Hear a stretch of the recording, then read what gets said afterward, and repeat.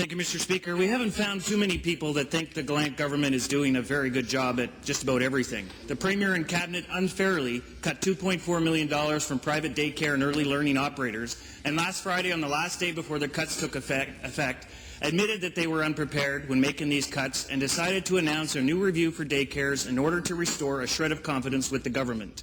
My question for the Premier today is, if the Premier really wants to be sincere and have authentic consultations with daycare operators, rather than ask questions and only making cuts, ask questions after making cuts, will the Premier do the right thing and now postpone the $2.4 million in cuts until the daycare review is complete this fall?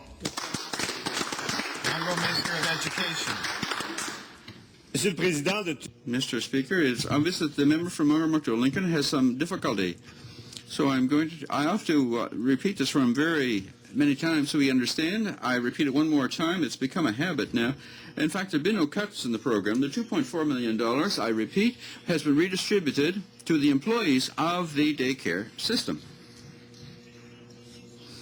These people are typically women who work at a minimum wage and who, thanks to us, will be able to receive another $5 above the minimum wage when they work in daycare centers, if they have the necessary training. And if they don't have that necessary training, we will give them an extra $3.07. So we're investing in our daycare centers, and rather than not being prepared, we listen carefully to the daycare centers, and we're continuing with them to look at the entire sector to ensure that we be able to meet the needs of this very important sector in our province.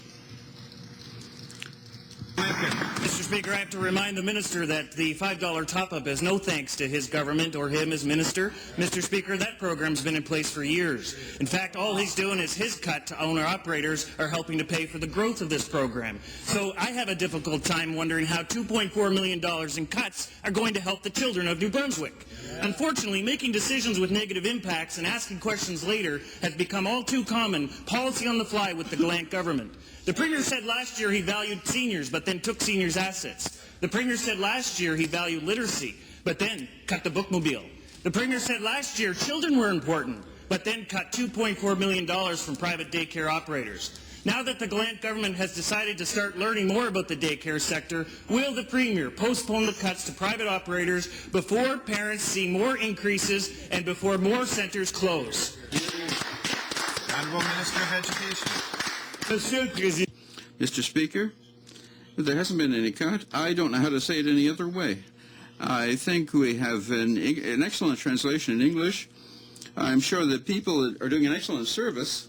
So, deux langues que je parle, so maybe said in English, there was no cuts. Donc, Monsieur le Président, nous avons mis we put up $200.4 million to ensure that the employees of the daycare centers, mostly women, who can benefit from this additional income, and to provide more positions in daycare centers for our children, and to improve the economy of our province. So thank you very much.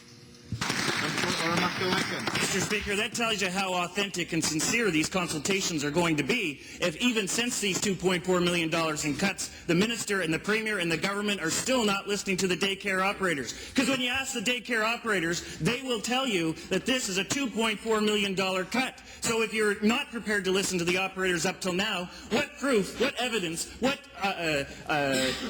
guarantee will you give to the daycare operators that you're sincere? In fact, if you were sincere of this consultation, you would postpone the $2.4 million in cuts. And without postponing these $2.4 million in cuts while this consultation is going on, it could be seen as politically pandering to the damage that's been done. Is the Premier prepared to delay these cuts until this work is done until the end of the year, or is he just pandering to the public to fix this damage that's been done? And let him answer the question now on the third question. Mr. Premier, do your job, postpone these cuts, and make sure you delay them.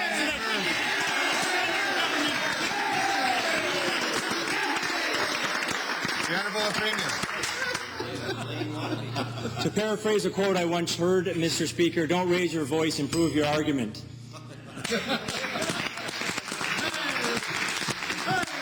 Mr. Speaker, $400,000 is the amount that this was increased by. Order. We can't make it any more clearer, Mr. Speaker. We've raised it. On top of that, Mr. Speaker, all the workers will continue to get what they were getting before, but they will also get an increase because we have increased the minimum wage, Mr. Speaker. Now, I have to get up because the member opposite wants to take credit for the $5 and $3 approximately that's given to the workers, Mr. Speaker. But they don't want to take credit when we have a structural deficit of $400 million. They don't want to take credit for when they were in government. They were the only government in 40 years that were unable to have a net gain in jobs, Mr. Speaker. They won't even take credit for the fact that they told the people in New Brunswick they would balance the books without cutting services or increasing taxes, which they did not do. Mr. Speaker, we will take the blame and the credit for the things we do, and we're working hard to create jobs in our beautiful province.